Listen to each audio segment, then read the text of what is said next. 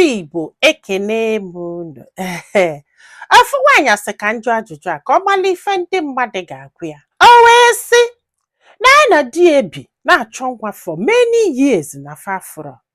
Mana ife bụ nsogbu bụ na di ekwero na ọ ga-echu n'ọgwụ. Ịghọtago na-asị na nwaanyị ka o si n'aka na nwoke ada achọ nwa.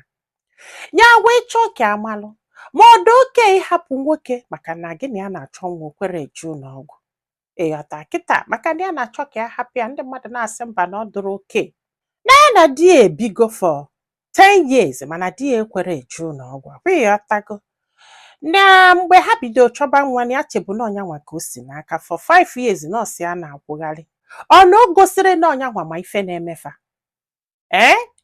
Ọ na o gosiri na ọ masị ife na-eme n'ọgba nkịtị bikos ndị jụkwa anya ahụ na nwoke ekwere eju n'ọgwụ ka achọ nwa na-ekele m na ya bụ nwoke na ọ ma ife na-eme.